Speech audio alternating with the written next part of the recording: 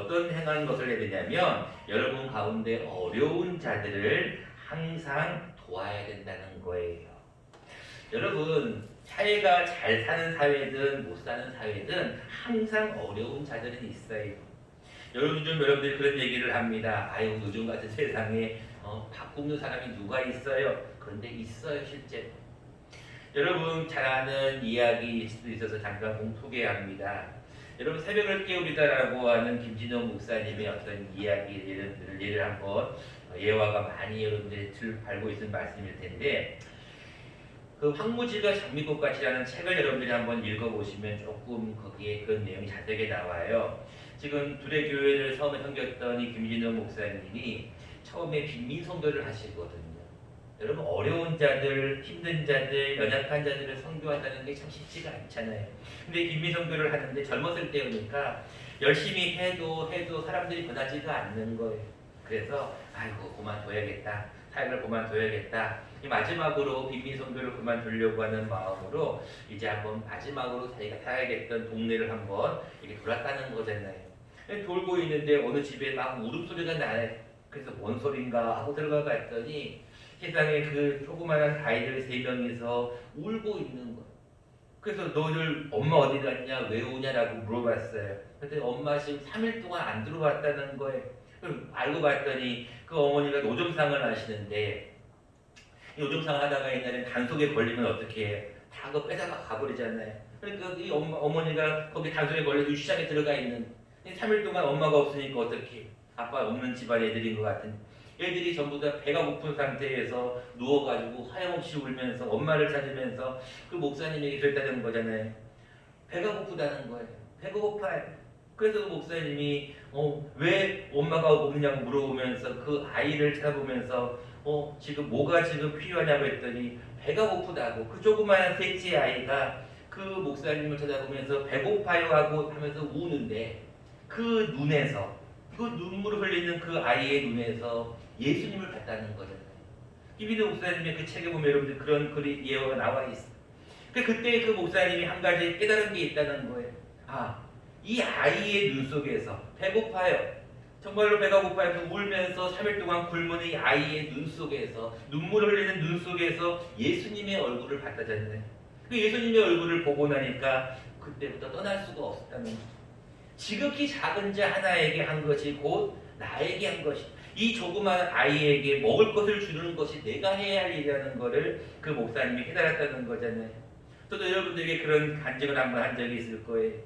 제가 처음 사역을 했던 92년도 부산의 독수리 교회에서 여러분들 보세요. 군인들이 현역도 있고 단기사병 방이라고 옛날에 단기사병도 있는데 그 독수리 교회가 따뜻하잖아요. 옛날에는 교회가 난로가 있으니까. 근데 교회 안에는 따뜻한데 이 단기사병들이 바깥에서 점심때가 되면 막 교회로 들어오는 거예요. 근데 여러분들 얼마나 군인들 훈련받고 하니까 더럽겠어요. 그 교회가 더럽히는 게 나는 저는 원치를 안 했던 거예요. 그래서 그들이 들어오는 걸 막기 위해서 문을 닫았다는 거예요. 근데 나중에 문을 닫은 가운데 그 바깥에서 추위에 되게 추운 겨울날 단기사병들이 오돌오돌 떨고 있는 모습 가운데 저도 그런 모습을 봤어요. 예수님이 떨고 있는 모습을 본 거예요. 여러분 마찬가지 여러분 가운데 어려운 자들을 돌보는 것 돌보지 않은 것 여러분들이 자유주. 요즘은 너무나 어려운 자들이 자기들 위장해가지고 자기들 도와달라고 하는 자들 너무나 많아요. 지하철도 많고요. 길거리도 많아요. 여러분 노숙인들이 항상 많이 있어요. 어디를 가보든지 있어요. 그런데 중요한 게 있어요. 여러분들이 그들을 도와야 돼요. 왜 도와야 되느냐? 예수님이 말씀하시잖아요. 지극히 작은 자 하나에게 한 것이 곧 예수님께 한 거예요. 그들이 만약에 그것을 받고 다른 생활을 하든 어쨌든 간에 우리는 그들을 도와야 될 일이 있어요. 우리가 그런 의미에서 지금 작은 저금통에 구제연금을 모으고 있잖아요. 뭐 얼마 안 돼요. 해봤자 얼마 되겠어요. 근데 여러분 그것을 모아가지고 조금 모이면 구제하려고 그래요. 사실 많은 교회는 성탄헌금을요 다 구제연금에 써요. 우리 교회도 사실 그렇게 해야 될 부분도 있어요. 그러나 우리가 아직은 조금 어려운 부분도 있기 때문에 그걸 시정에 들어가지만 여러분 중요한 것은 성탄의 의미도 마찬가지고 연말도 마찬가지. 어려운 자들을 도와야 돼. 이것이 우리가 해야 될 일이고 믿음으로 영접한 자들의 모습입니다. 그런 의미에서 여러분 마태복음 10장 40절 말씀 같이 한번 읽어보면 좋겠습니다. 자막을 보시고 같이 한번 읽어보겠습니다. 시작. 너희를 영접하는 자는 나를 영접하는 것이요 나를 영접하는 자는 나를 보내시는 이를 영접하는 것이니라. 아멘. 여러분들 가운데 한 가지 늘 기억해야 될 것이 있어요. 여러분 너희를 영접하는 자가 곧 나를 영접하는 거예요. 여러분 가운데 또 어떤 것이 있냐면 지금 작은 자 하나에게 냉수 한 그릇 주는 것도 결단코 상을 잃지 않는다 그랬어요. 그러니까 여러분들 항상 작은 자 하나를 영접하면 작은 자 하나를 도와주면 그게 누구를 도와주는 거라고요? 예수님을 영접하는 거예요. 근데 예수님을 영접하는 자는 또 뭐를 영접한다고요? 하나님을 영접한다는 거예요. 그러니까 여러분들 제가 늘 말씀을 드린 열 손가락의 비밀에서도 하나님 중심주의가 곧 타인 중심주의예요. 하나님 중심주의를 사는 사람은 늘 타인 중심주의의 삶을 살 수밖에 없어요. 그래서 여러분들 항상 사람을 중심으로 여기는 다른 사람을 중심으로 하는 타인 중심주의가 결국은 하나님 중심주의라는 거예요. 여러분들 늘 말씀하는 대로 믿음이 있노라 하고 행함이 없으면 그건 죽은 거예요.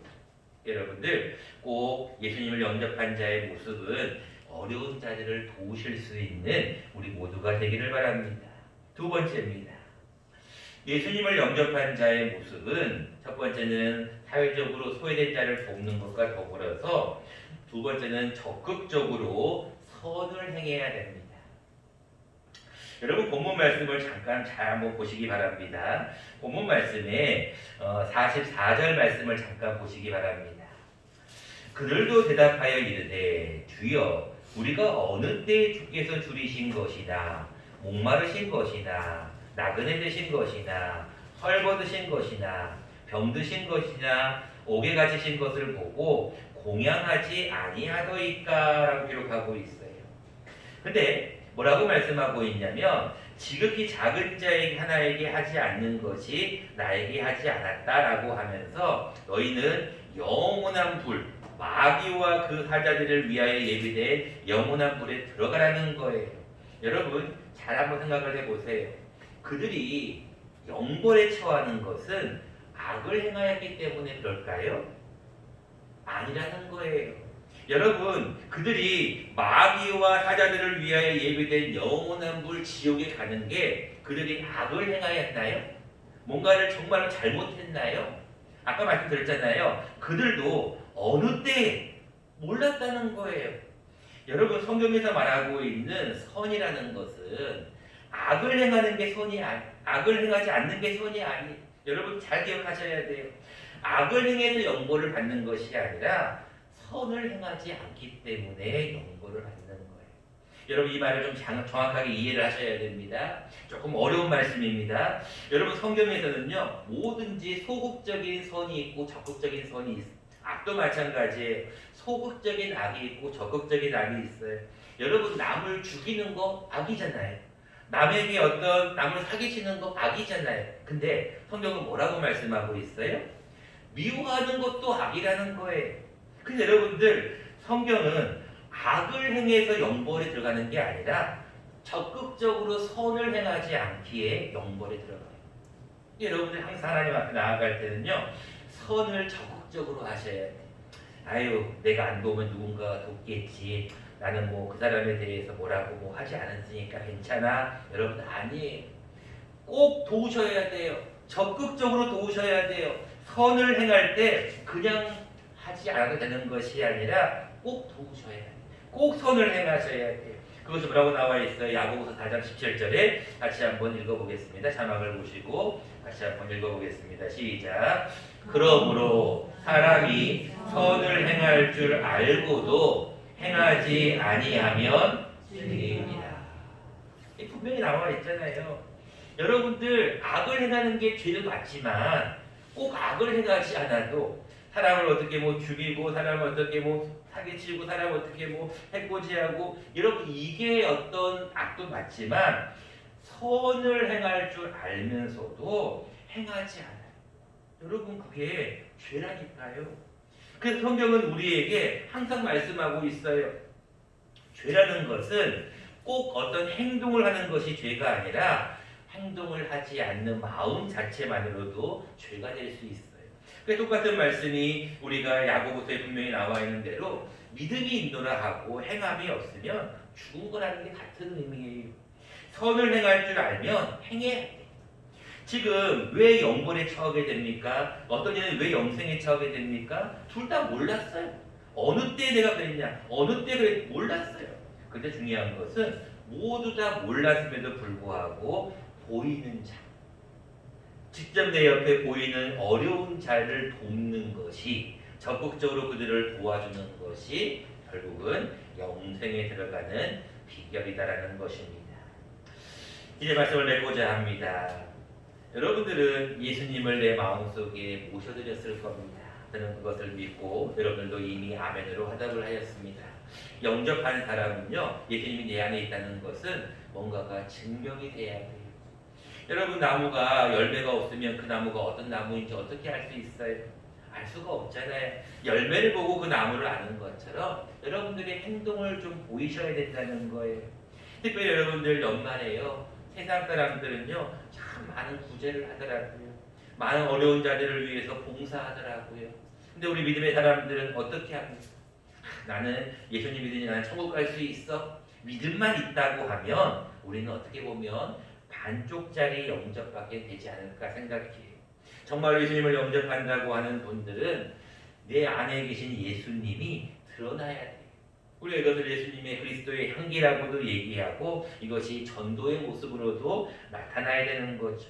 특별히 이 한 주간은 이제 얼마 안 남은 기간이지만 여러분 올해 여러분 주위에 추위에 떨고 있는 자들, 여러분 주위에 목마른 자들, 여러분 주위에 헐벗은 자들, 병든 자들 얼마나 많아요.